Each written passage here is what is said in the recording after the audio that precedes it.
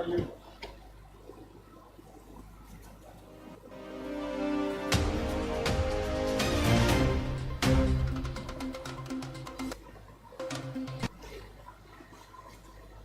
day, this is Leadership TV News at noon. I am Cynthia Onwado. The Supreme Court on Friday dismissed an appeal by a former member of the House of Representatives, Farouk Lawan, against the judgment of the lower court which imprisoned him. A Federal Capital Territory High Court had sentenced Lawan to 7 years imprisonment for receiving $500,000 bribe while serving as the chairman of the House's ad hoc committee investigating the fuel subsidy fraud in 2012.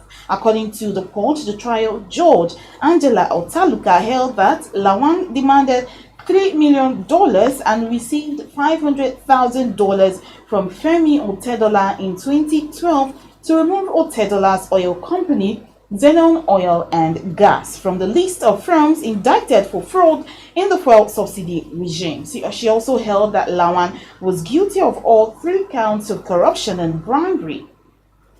Not satisfied, Lawan approached the appellate court where his jail term was reduced from 7 to 5 years. Lawan is at the apex court, urging the court to set aside the judgments of the lower court. Reading the lead judgment, Justice Tijani Abubakar upheld the decision of the appeal court and dismissed the appeal. In other news stories, former Vice President Atiku Abubakar has asked President Bola Tinubu to explain the Nigerian National Petroleum Company Limited NNPCL $3.3 billion loan emergency crude repayment loan. NNPCL had on 16th August last year said it would secure a $3.3 billion loan to give support to the naira and stabilize the foreign exchange market. Premium Times reports that Atiku, in a statement he personally signed on Thursday in Abuja, said the curious thing about the transaction is that the federal government has not been speaking about it. He said the only information available to the public on the transaction is coming through unofficial sources from the NNPCL. And now the Nigeria Customs Service, Tinkan Island Command, said it intercepted cocaine, arms and ammunition worth $4.3 billion, Punch reports. The Controller General of Customs, Adewale Adeniyi, disclosed this while addressing journalists during the handing over of the seized contraband at the command on Thursday. Adeniyi said that the seized contraband came from South Africa and Canada. He added that the command also intercepted Colorado Indica weighing 32.5 kilograms. The weapons seized were 5 pistols, 445 rounds of live ammunition, and several empty pistol magazines. Adeniyi emphasized that the collaborative efforts with the National Drug Law Enforcement Agency had proved effective in pooling resources and intelligence to safeguard the nation's borders.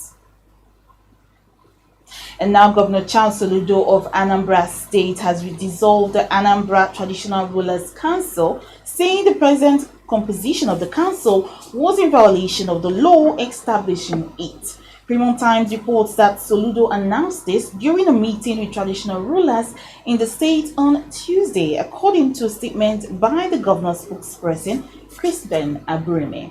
Aburime said the governor at the meeting, which was attended by 94 traditional rulers in the state, addressed the controversy that greeted the suspension of a traditional ruler in the state for conferring a chieftaincy title on a Nigerian senator. Moving on now, the Nigerian Police Force has reiterated that same-sex marriage is an offense in Nigeria and remains illegal. This followed the recent upload of a viral video on social media where some individuals who identify themselves as queer were visibly encouraging and associating themselves with activities perceived to be in violation of Nigerian law.